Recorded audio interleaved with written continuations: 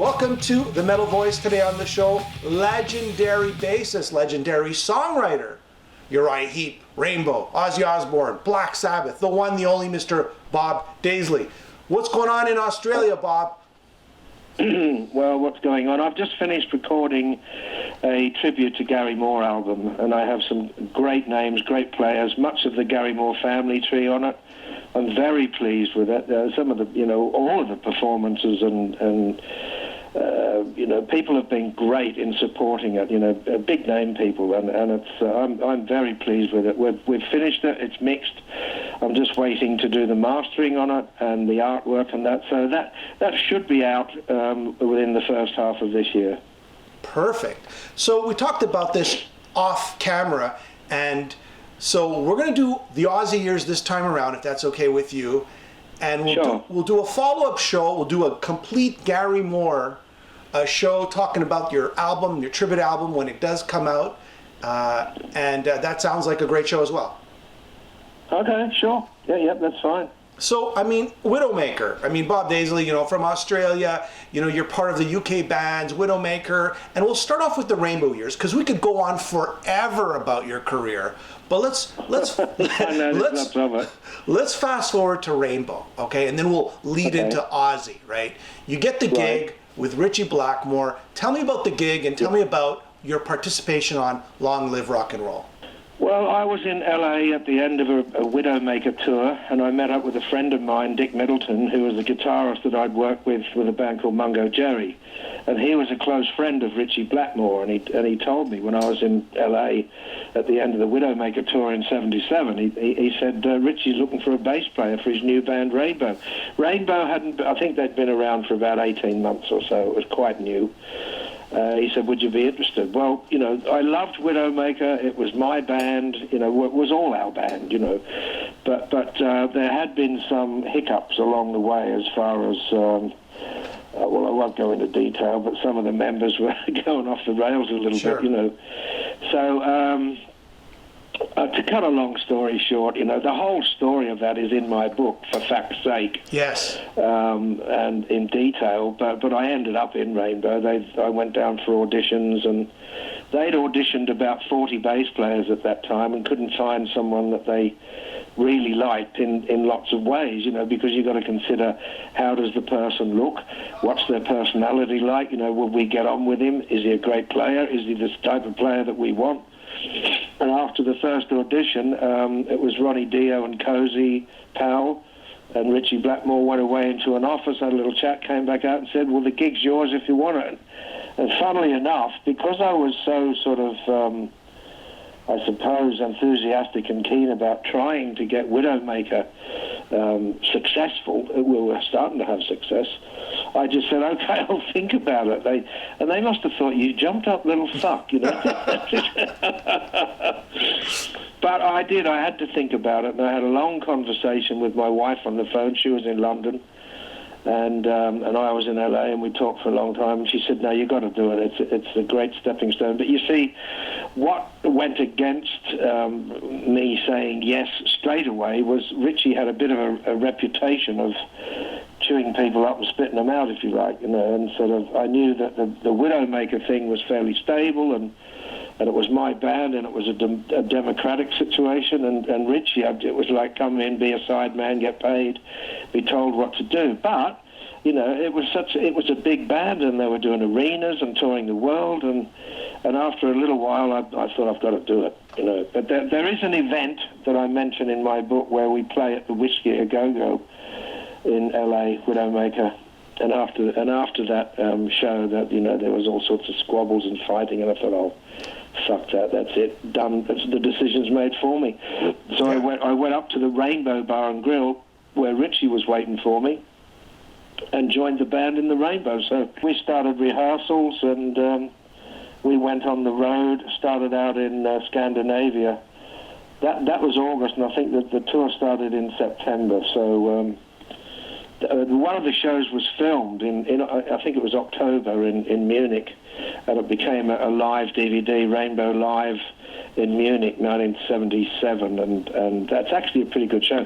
I'd only been in the band like 2 months or something, but it comes across quite well. It's and there's a story about that show as well, because we went on very late because Richie had been in jail, but I won't go into that story now. But anyway, you know, it went on. We did the Scandinavian tour. We went to Japan. We did a long American tour, and later in 1978, Richie decided that he wanted to go a little bit more commercial.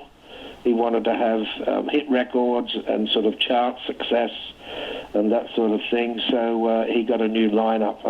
I think he kept Cozy Powell for a little while, but Cozy he wasn't into the commercial side. You know, he said, "No, this is not for me," and Cozy left. So Richie ended up with a new band, and he did have the chart success that he wanted, but he got a new singer, Graham Bonnet. And then Jolene Turner later, and they did have chart success, but it was, I think, at the expense of a certain amount of respect, because you know, they came a bit sort of poppy and commercial. But you know, you can't knock the success, but I don't think it was the best versions of Rainbow that there'd been. The classic lineup is, well, not what I term classic, but what other people term classic, is the me and Dio and Cozy Powell and David Stone and Richie, that lineup. So, which is nice for me. It's nice to have that lineup that I was in termed the classic lineup, but you know, that's not my term. That's other people's. That was great. So anyway, I was out of a band then, and I did a few sessions in London for a while, and then one night I went up to a club in London called the Music Machine. It was in Camden, and I met some of the people from Jet Records there, because Widowmaker had been on Jet Records, and there was a Jet Records band on that night called Girl. Anyway, I saw some of the Jet people there, and one of them said to me, "Do you know Ozzy? He's here tonight." And I said, "Well, I kind of know him, but not really well. I think we'd done some shows with Sabbath along the way, and that, you know." Anyway, I got chatting to Ozzy. I was introduced to him again, and got chatting, and he said he was putting a band together, and he asked me if I'd like to be part of it. So David Arden, which was Sharon Arden's brother, Don Arden's son, he was handling Ozzy's day-to-day situation in England, because Ozzy had just been fired from Black Sabbath for being sort of drunk and non-productive and unreliable and all the rest of it. So they just got Ronnie Dio. I wanted to ask you that. Weren't you supposed to go with Dio and his solo band originally? Yeah. While we're on the road in America, I remember Ronnie actually he pulled me aside one day and he said, "Look," he said, "if this version of Rainbow doesn't keep going," I think he knew something that I didn't. He said, "Would you be into getting a band together with me?" And I said, "Yeah, sure. I like working with Ronnie." I thought, well, if I'm not going to be in Rainbow, I'd say, you know, sure. I love Ronnie's voice, and I'd like him as a guy. We got on great together. I said, "Yeah, sure, count me in." So Ronnie was phoning me. When I got back to London, Ronnie was phoning me from America and saying, "Hang in there, you know, well, I'm looking at keyboard players and guitarists," and he said, "Well, we'll organise it, get it together, and when it's all put together, we'll fly you over," and yada, yada, yada, you know. So I didn't really look too hard, because I thought, well, that sounds good, you know, I'll form a band with Ronnie. Anyway, one day I walked up the shop to Notting Hill Gate and got a music paper, you know, the Sounds or NME or one of those, and on the front page was Ronnie James Dio joins Black Sabbath. There you go. Great, thanks for telling me, Ron. So Ronnie was in Sabbath. Ozzy was looking to form a band. Sharon Arden had already phoned me from LA, and she said, "Look, Ozzy's out of Sabbath. He's looking to put a band together. Do you know any good guitarists?" Because they were looking for a guitarist. And I said, "Well, not offhand, but I'll ask around, keep my ears and eyes open, and let you know if I hear of something." So anyway, this night in Camden, I met Ozzy, and we got chatting, and he said, "Look, I want to put a band together. Would you be interested?" And I said, "Yep, sure. You know, let's give it a try." So David Arden phoned me from Jet Records in London, and he said, I've got your train ticket. Will you go up to Ozzy's, meet him, and have a play together, see if it's going to work? I said, yeah, sure. So I went up on the train to Stafford. Ozzy was there to pick me up in his car at the railway station. And I got to his house, and he had a couple of other guys there, a drummer and a guitarist. And I don't know who they were, and I can't remember their names. But, you know, they were nice blokes, and they were decent enough players and pretty good. But I wasn't sort of, like, knocked out. There was no real spark there. It was okay. It wasn't bad. They were nice guys and good players, but there was no real chemistry, you know. So I went out to the kitchen with Ozzy, and I said, Ozzy, look, if you want to get serious about this, I said, I'd like to form a band with you, but I don't think these two other guys are sort of world class. He said, oh, okay, hang on a minute. And he walked he had a little rehearsal room built integrally on his house. So he went into there where these guys were. He said, oh, you can pack up, fellas, it's not working out, you can go home. And that was it, they were gone on the spot, you know. We should also plug your book, For Fact's Sake, available, I guess it's on Amazon. You can purchase it. I looked at it in Canada and the US. Amazon Canada, Amazon US, Amazon UK.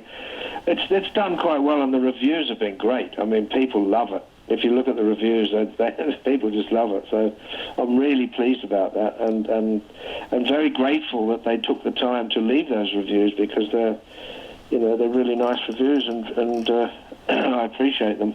Just quickly, just so everybody understands, I want the layman to understand this right off the bat. So there are songwriting fees that you get.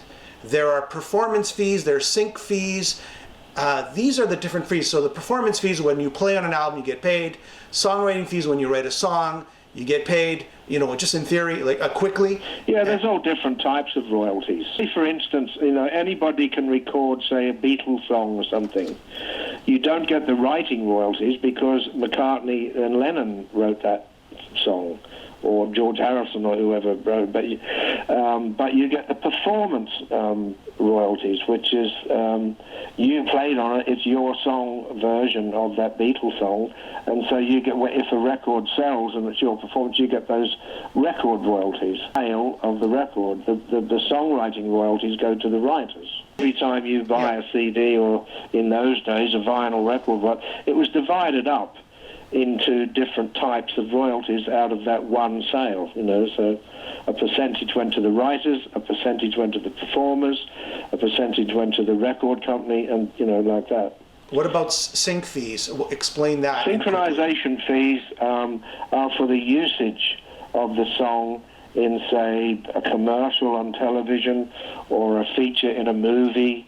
You know, that sort of thing, and they're called synchronization fees, or sync fees for short, and they can vary. You know, you can get, like as an example, say, you know, a Honda four-wheel drive SUV used Crazy Train a few years back, and that was you know, a big fee for the use of that song in their advertisement, and that's divided up between the publishing company and the writers of the song. And in that case was Ozzy, me, and Randy. So what did your contract stipulate when you first signed with Ozzy Osbourne? Did you have performance, sync, and did you have... Yeah, we were supposed... You see, an average deal in those days was an act, you know, whether you were a solo artist or a band or whatever, was around 12% of retail. So we were supposed to have 12% for the whole band. Now, because Ozzy had just come out of Black Sabbath and he was already signed to Jet Records as their artist, we decided, and we thought it was fair, that Ozzy gets 6% by himself, and the other 6% was supposed to be split between Randy, Lee Kerslake, and myself. So we were supposed to get 2% each, and Ozzy was to get 6%. And that would change as we went further down the line and became more of a band sort of thing. Because it was a band, it wasn't a solo project, you know. It was a band called the Blizzard of Ozz. Is that what the contract stated? when you were signing the record deal, or sorry, the contract. Well, that's what happened. We didn't actually end up signing it because things were getting changed. We had our law firm, and they had their law firm, and they wanted to put things in the contract or take things out, and our lawyers were saying, no, you can't have that in there, you shouldn't have this in there, we want to change this, and they were going backwards and forwards, and it was all done quite quickly.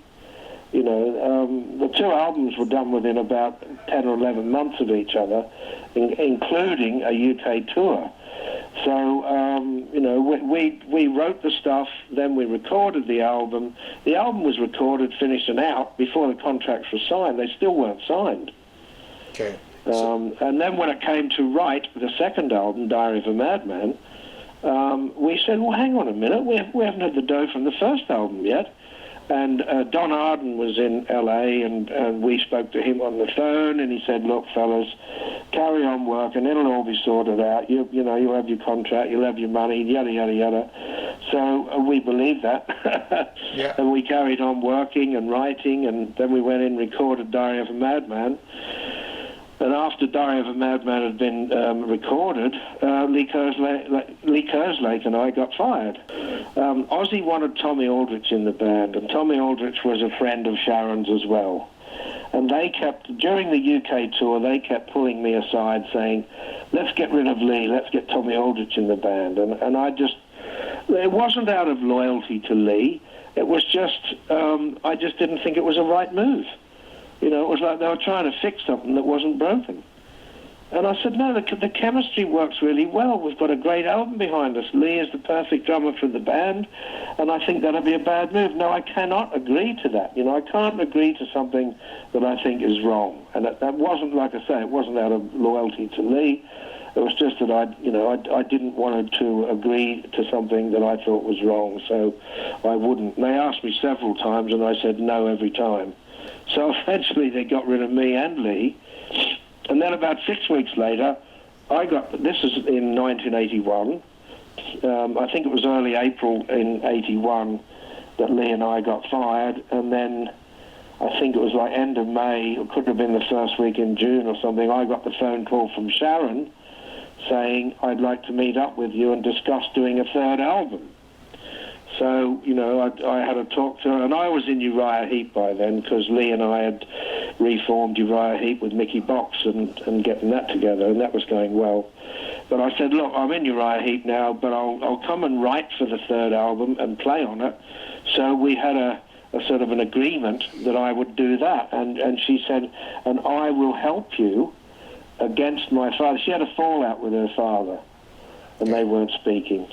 And so she said, look, Ozzy and I will help you against Jet Records and Don Arden, her father, to get your royalties for the first two albums. And so, I thought, well, why wouldn't I want to work with them? They're going to help us in our case. So I was to go back and do a third album with Ozzy, Randy, and Tommy Aldrich, and probably Don Airey on keyboards. Because Don was only on the first album. The second album was Johnny Cook.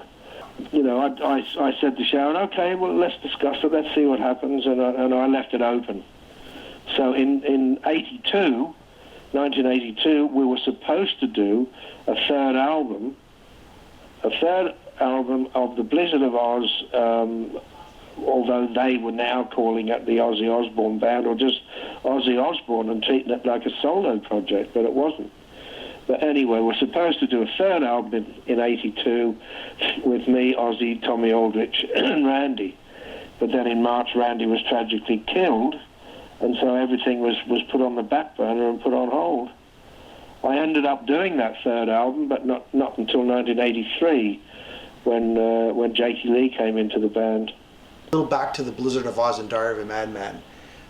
Yeah. Tell me about your contributions, Randy Rhoads' contributions, and I'm talking about songwriting here, and Ozzy's contributions to the songs, right? I mean, how much did Ozzy, so if you're doing the lyrics, and Randy and Lee are doing the music, we'll say, and Don Airey... Well, Lee wasn't there for the first album. We were writing the first album while auditioning drummers. And Lee came in at the very end after we had all the material for that first album written. So, we were auditioning drummers, trying them out. Some, were there for a few days. Some lasted a couple of hours. A couple of times we thought, oh, this guy might be good, but he didn't quite work out. What did Ozzy... And at that time, we were writing stuff. Randy had riffs and he had ideas, and it was usually Randy and I would sit on a chair opposite each other and work things out together musically. Most of the main riffs were Randy's, but the music part we did together. Now, what we'd do then would be to play a sort of idea of a song, a backing track kind of thing, and Ozzy would sing a melody over it. And a lot of his melodies were very good. Ozzy was, melodic in his vocal tunes, his melodies. And then there weren't any other lyricists in the band. Well, I'd written songs in the past, but I didn't regard myself as, I'll be the lyricist. But we wanted to keep the writing within the band, and Ozzy had never written lyrics. Geezer Butler wrote them in Black Sabbath. Yeah. Randy wasn't a lyricist, and neither was Lee, really. Yeah.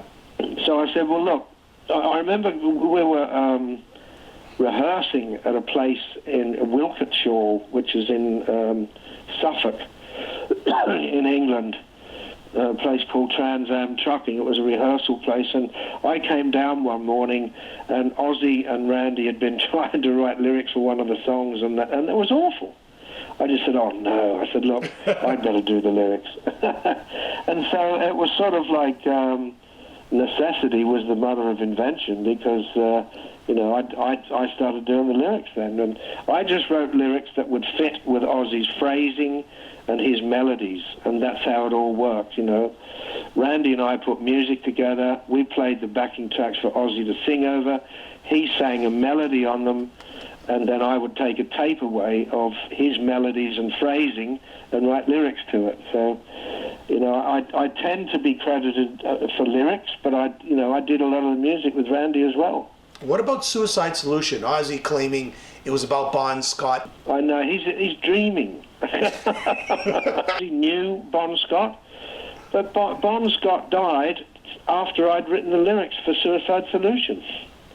And what was it about? It was my title, and it was about Ozzy. It was inspired by Ozzy's drinking, because he was drinking himself into oblivion lots of days, and it was affecting him. And I even had to talk to him about it one day, and I said, fucking hell, Ozzy, he was getting drunk during the day. I said, what happens if we find a drummer that we really like and we want him in the band and he thinks, nah, fuck this, Ozzy's, drunk all the time, I wouldn't want to know, because don't forget, the band was unknown and had just been signed, and Ozzy didn't have the best reputation in the world for being, after being fired from Black Sabbath, of, being professional or reliable. So I had a word to him about it. But Suicide Solution was inspired. It wasn't just about Ozzy, but it was inspired by how Ozzy was with his drinking and that, and and I wrote those lyrics about his drinking, or as a warning to anybody that's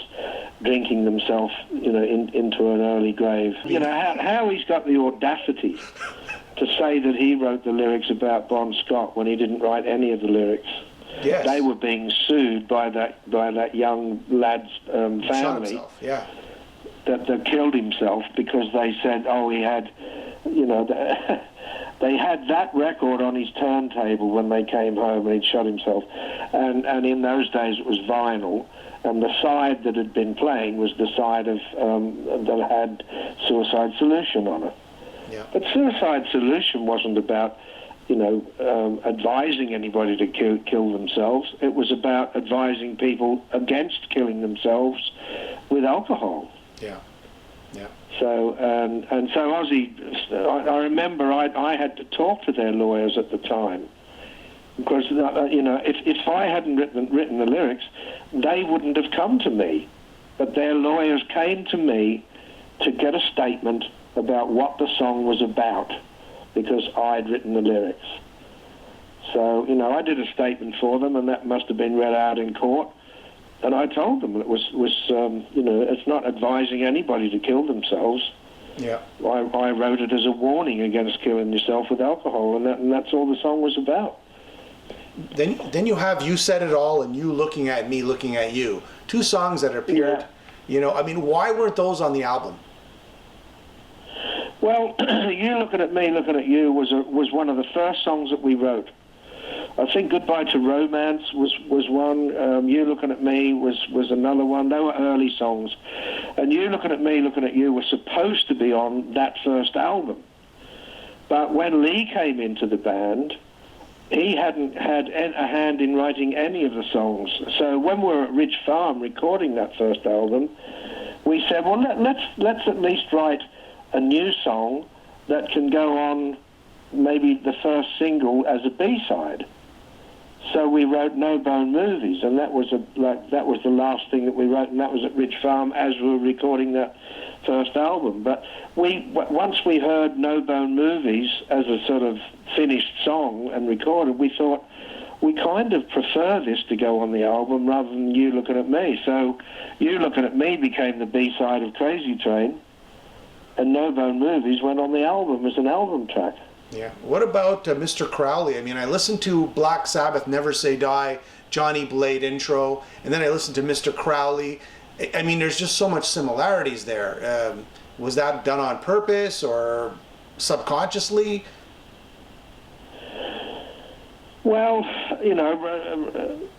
the keyboard intro came from a guy that came down that had worked with Jet Records before. And this whole story's in my book. I even name him. I won't now at this time, but sure. I name him and what he'd done and who he was. And when we were doing Crowley, he did a little intro. I've got it on tape. I've got all those writing sessions of that on tape. People call it the Holy Grail because it's like, the writing and rehearsals of all those songs when we were first putting them together. But I've got on one of the tapes that I've got is his keyboard intro to Mr. Crowley. Now it's very similar to what Don Airey did. Don Airey embellished it and elaborated on it, but the basis of it came from that guy that came down to Monmouth. We were in Monmouth, which is on the Welsh border, the border between England and Wales. Sure. There's a town called Monmouth, and we had a sort of a live-in situation where we were writing and auditioning drummers and all that. So this guy was sent down by Jet Records to come down and have a play with us, see if it worked out, and he did this little intro to Crowley. So I had the tape of it, and I played it to Don Airey. And so when we went into Ridge Farm to record the song, Don had embellished and elaborated on that keyboard solo that this guy had done. But like I said, that whole story's in my book with the guy named. For fact's sake, yeah, pick it up. Yeah, not for fuck's sake. For fact's sake, F-A-C-T, yeah. Yes. Rudy Sarzo told me that when Ozzy first heard the mix of Diary of a Madman, he hated it. Did you hear the mix, or were you out of the band by that time? No, as soon as we would finish recording at Ridge Farm, the album wasn't mixed, and we were waiting to mix it, and I didn't even get to hear a mix. Okay. We had board mixes, from the board in the studio. Sure. That sounded pretty good, of rough mixes from, I had those, but as final mixes go, I think that they went on the road and started doing shows and that, and Max Norman was mixing the album at Ridge Farm and sending them copies on tape for them to listen to and review and ask for changes. But maybe Max had done an initial mix and just sent them that. Maybe that's the one Ozzy hated. I don't know, but Lee and I weren't there by then. So again, just to clarify, you did the first album, and how many months later was Diary of the Madman recorded? About 10 or 11 months later. It was just months later? We went into Ridge Farm Studios in March 1980. Okay. To record the first album, Blizzard of Ozz. Second album, was around February 1981, so it was about 11 months later. Okay. And no, the two albums weren't done together. You know, that's another inaccurate rumor that's floated about for quite a while, that we went in and recorded two albums. We didn't. But you did go on tour in the middle, between those two albums, as the Blizzard of Ozz. We did that first album. We went into Rich Farm Studios. It was the 22nd of March, 1980. You did a tour of Blizzard of Ozz? And then I think it was like, we recorded the album, mixed it, got the artwork done, and the album was due to come out in, I think, end of August or September. And I think it was September, early September, we went on the road, started a UK tour that went on. I think we did something like 45 shows or something like that, starting in Scotland. You see the album cover come out, it's not Blizzard of Ozz, it's Ozzy Osbourne, Blizzard of Ozz. Well, that was what was supposed to have happened, was the Blizzard of Ozz was supposed to be in big writing, and we said, we don't mind if you want to put something on the album cover that says featuring the voice of Black Sabbath or featuring Ozzy Osbourne or, whatever. We don't mind. But instead, what did they do? They put Ozzy Osbourne in big writing and the Blizzard of Ozz in smaller writing, which made it look like an Ozzy Osbourne album called The Blizzard of Ozz. But it wasn't. Randy and I went in and had meetings at Jet Records a few times about the band name, because they were talking about just calling it Ozzy Osbourne or the act just Ozzy. And we said no, because we were doing way too much. We weren't sidemen, and we weren't just sort of hired to do somebody's solo album. It was we were writing everything and putting everything together. And we were part of the band, and we said, no, it's got to be a band name. And Randy and I were adamant about that. And when Lee joined, he was as well. But, when that first album came out, it was a bit of a double cross, really. So switching to Diary of a Madman 11 months later, a question that everybody has asked: what does SATO stand for? What SATO? You have to buy the book for that one. SATO. I initially called that song, when I wrote the lyrics for that one, I called it Strange Voyage. Okay. And that was the working title, and that what it was meant to be called, just Strange Voyage. But after I'd gone, they renamed it SATO. Which does stand for something, and that's in my book. But you gotta buy the book. I like that. You gotta buy the book. The answer to that question is in the book. There you go. And how much did Ozzy contribute? Was it the same contribution that Ozzy had on the first album that on the second album, or was he just drunk, passed out somewhere? Did he, again, Well, he did get, quite drunk and stoned and fallen over, and a lot of the time when we were writing Diary of a Madman, the stuff for that album, he wasn't even there. It was just Lee and Randy and me. And all those stories are in my book as well. Ozzy did have a contribution a lot of the time, but I'd say on Diary of a Madman, nothing. On the song Diary of a Madman, nothing, because Randy was learning this classical piece, or practicing a classical piece, that was based on another piece of music, and all that information's in my book as well. Yeah. And so Randy and I started working up music, and then Lee started singing an idea for where the vocal would fall, because there were weird timings. It was weird timing. That's not your straight 4/4 or 2/4 or even 6/8. It was like weird timings and that. So when Ozzy, he'd been away for a couple of days, and he came into rehearsal one day, and we said, we've got a new idea. You see, I came up with the title of the album, Diary of a Madman, months earlier, and Ozzy loved the title, but we didn't have a song for a title song called Diary of a Madman. So when Randy had these ideas of this weird timing stuff and that, and I thought, well, because it's weird, that would probably lend itself to being the title track, Diary of a Madman. So Lee had already sung a few bits of bits. See, Lee was good at vocal melodies too. He'd get a mic. If Ozzy wasn't there, he'd get a mic, sit on his kit, play the drums and sing sort of vocal ideas. It was him that came up with the vocal melody for Flying High Again. Yeah, yeah. But with Diary of a Madman, when Ozzy came back and we just played him the backing track, And I've quoted this in my book too. Ozzy didn't get it. He didn't quite understand because it was weird timings and that. His words were, and I still remember like it was yesterday. He said, "Who the fuck do you think I am, Frank Zappa?"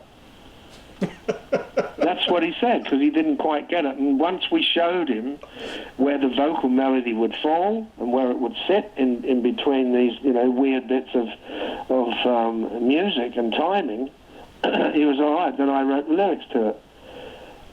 I mean, I guess we got to talk about the death of Randy Rhoads. I mean, if you were in the band, you would have been on the bus. Who knows what could have happened, right? I mean, how did you feel knowing that Randy died?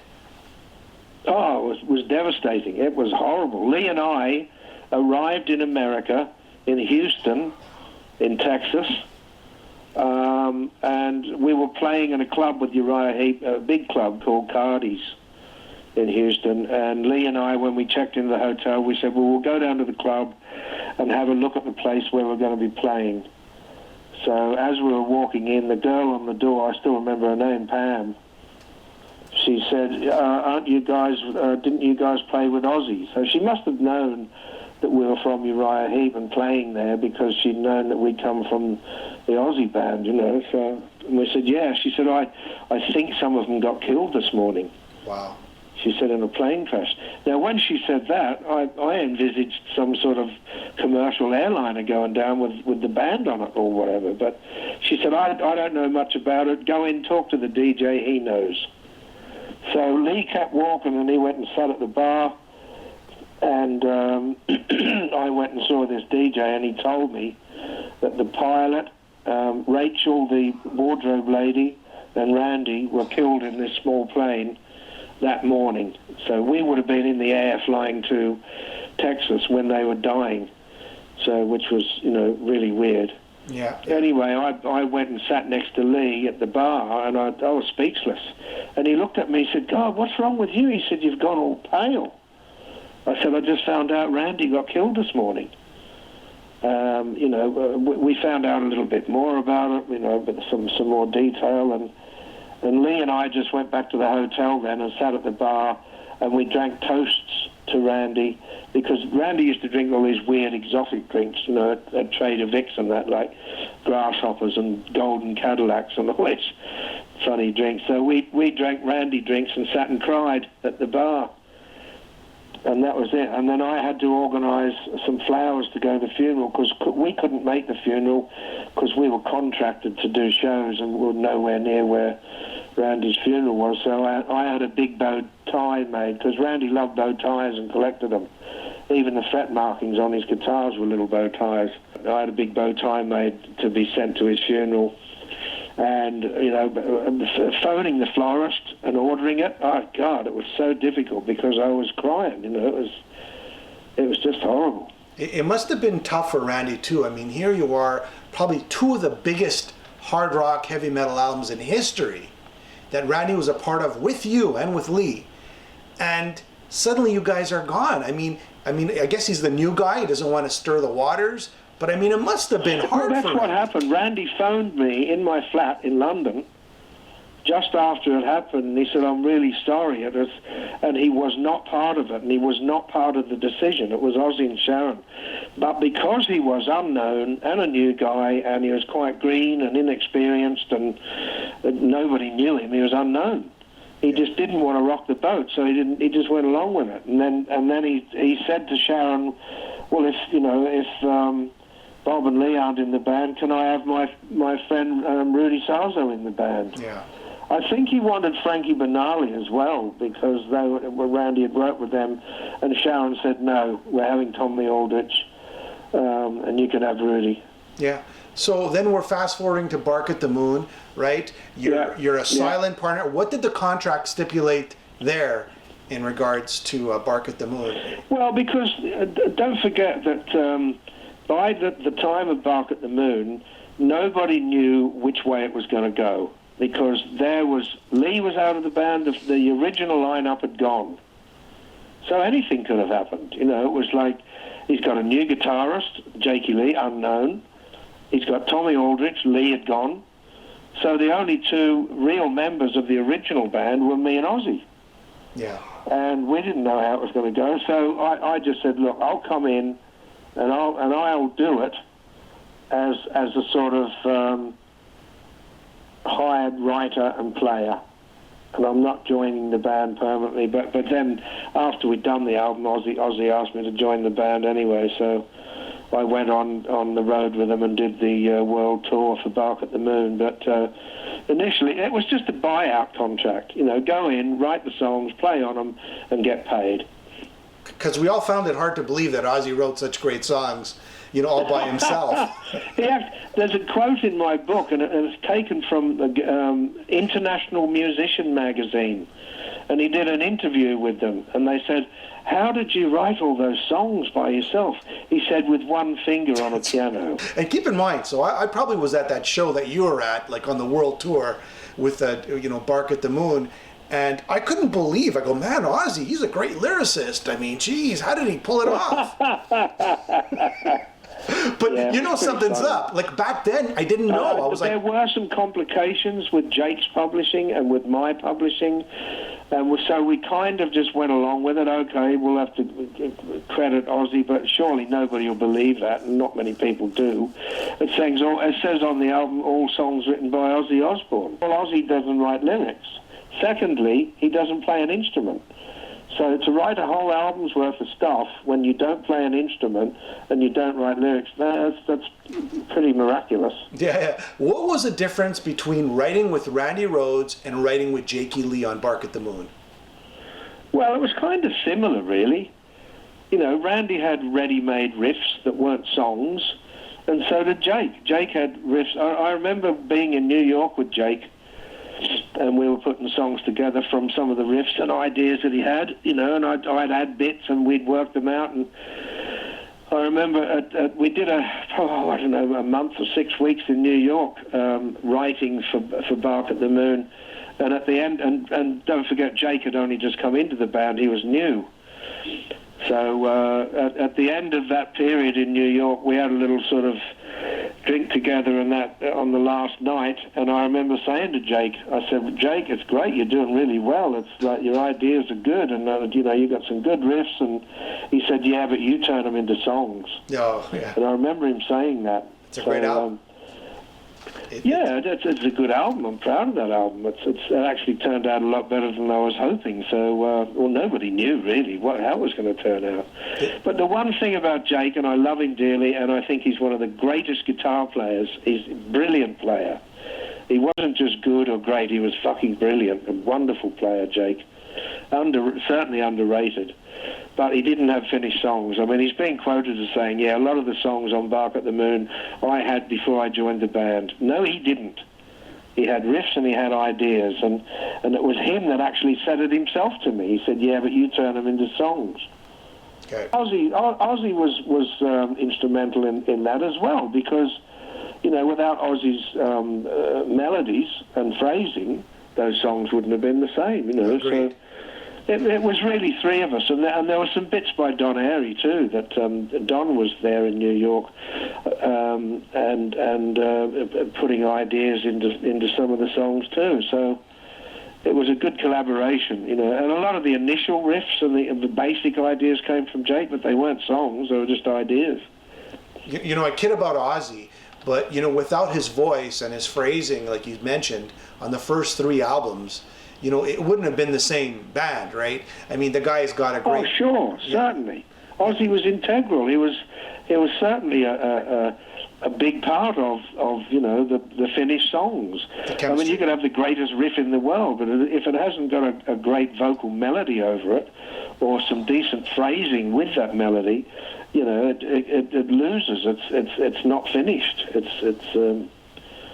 It's like a good example of that is the Beatles stuff. They had some great music, and their melodies were wonderful, and their harmonies and that. But if you look at the music and then take away their melodies, the songs wouldn't have been near as good. So Yeah. Ozzy was certainly valuable in melodies and lyrics, melodies and phrasing, with for my lyrics, which it was good for me to sit down with a tape, and Ozzy would just sing nonsense, just anything that came into his head, to give me the idea of how he would sing it, where the phrasing went, and the melody, and then I would write lyrics that would, suit the song and put it all together that way. So between us all, it worked well. What about the tribute album? The tribute album, I think you're credited. You actually played. You actually played in a few tracks on the tribute album?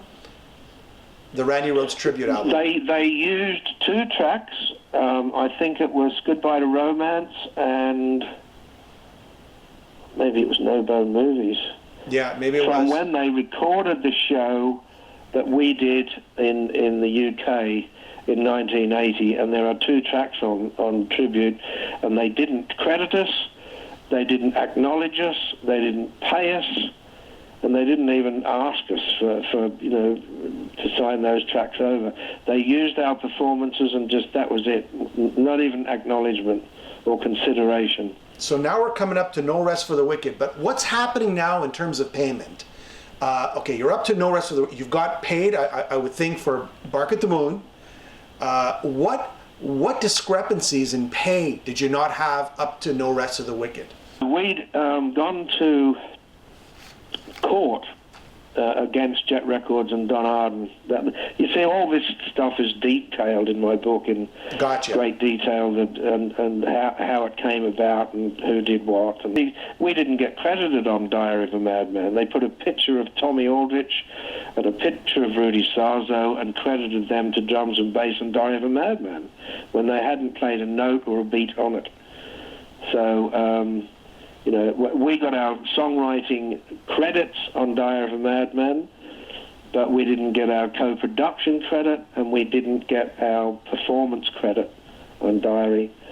So we were going to court against Jet Records because we hadn't had our royalties either, our performance royalties for playing on the albums as well as the writing. Like I explained earlier, there are different types of royalties. There's your performance royalty for playing on something or doing your version of it, and there are writing royalties for the people who wrote the songs that you're performing. Now, they were our songs, and we got credited on Diary of a Madman for our songwriting, but not for playing on it, and we weren't getting the royalties. So we went to court. Ozzy and Sharon were helping us because she'd had a big fallout with her father, but what we didn't know at the time was Sharon had bought the rights to Ozzy's catalogue from her father in 1983, and then they were getting our royalties, and they were getting the what came from those albums because they owned the catalogue. But and at the same time as knowing that themselves, we didn't know it, but at the same time as knowing that themselves, they were helping us against her father and Jet Records, which was absurd. Yeah. We went to court in 1986, and Don Arden paid, and Jet Records paid us an amount. But you see, in 1986, those albums weren't sort of like multi-platinum. They'd probably done $1 million and a bit each. Okay. And so we got a payout, and we thought, well, that was it. We might continue to get our royalties, but we didn't, because there wasn't an actual judgment against Don Arden or Jet Records, because he waved a white flag and made an offer, and our lawyers advised us to take it. Okay. But there wasn't a judgment against him, so nothing changed. It just carried on. We didn't find out until many years later that Sharon had bought Ozzy's catalogue from her father in 1983. But all that, like I say, all that's in my book in detail. And Bark at the Moon, you're paid up? Everything was good? Yeah, I got paid for that. Okay. No Rest for the Wicked, you started writing for that album, everything was paid up, no problems? Yeah, that was another deal where I think I was working with Gary Moore at the time. Okay. And I went in to do that album with Ozzy as a sort of like paid writer-player. And I got paid for playing on it, and I got paid out as a buyout for writing the stuff. Or co-writing it anyway, with Zakk Wylde. And the ultimate sin, which I forgot about, were there any any loss of royalties there, or everything was fine? I know you wrote on the album, but I don't think you played on it. Is that correct? No, I didn't play on it, and I didn't like that album, and I was in a lot of ways I'm glad that I wasn't really on that album as such, as a player. I did co-write the songs. Jake and I had started writing that material while I was still in the band, and then Ozzy and I had a fallout, and I was out of the band. But then he came back to me a few weeks later and he said, look, will you write the lyrics for the songs? I wasn't going to go back in the band and I wasn't going to play on the album, but I did co-write the material with Jake, and then I wrote the lyrics for the songs, and they just paid me to do that. So looking back, I know that you played on No More Tears, you didn't contribute. Did you want to contribute on No More Tears, or it was just session work? Well, I was called in to do No More Tears at the last minute. He had another bass player, the guy from Alice in Chains. Yeah. Michael Inez. Yes. Yeah, Michael Inez. Lovely guy, a really nice bloke. I got on well with Michael. He was very nice, very sort of respectful and all the rest. But Ozzy just, they were going in to record, and Ozzy just decided, he said, it just doesn't sound right. It's not, how he wanted it to sound. So I got the phone call. And Sharon phoned me, and I said, well, I don't know, She said, oh, look, I'll pay you well, da-da-da-da-da. So we had a deal on the phone, and then I was on a plane and in LA doing the album.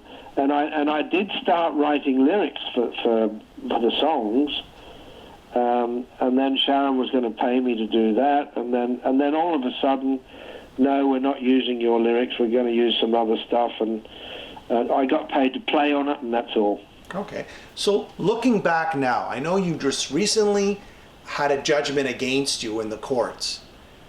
Can you just talk about that? What was it? Just unpaid royalties to Diary of a Madman, or what was that all about? Well, the lawsuit was, I went to a lawyer in LA as soon as I found out that Sharon had bought the catalogue from her father in 1983. See, Lee and I didn't know about that. So we thought, because I phoned up her accountant in London, and I just said, well, these royalties that Lee and I were meant to get, that we don't get, where do they go? I mean, does Don Arden get them? Does Jet Records get them? Does Sharon and Ozzy get them? Does the record company keep them? Do they go to charity? Well, we didn't know. Okay. Anyway, we found out that the Osbournes were getting them after they'd bought the catalogue from her father. So I went to see a lawyer in LA, and he said, "You've got a good case here, It's so we started suing them over those royalties, and that was in about 1999, I think. And anyway, Don Arden found out that I was suing her, and he still wasn't, or she wasn't talking to him. And he found out, and I talked to Don on the phone, and he said, look, come and meet me. He was in London. Fortunately, I was going to London around that time anyway. So Lee Kerslake and I met up with Don in London, and he said, I'll help you. Wow. And then once Sharon found out that her father was going to help us, she made up with him.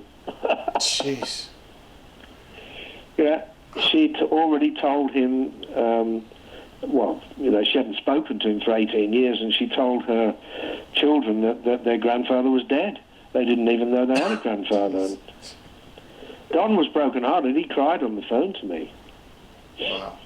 So, anyway, he made up with her, and because, when she found out he was going to help us, she made up with him. So I phoned up Don and said, look, Don, I know you can't help us anymore.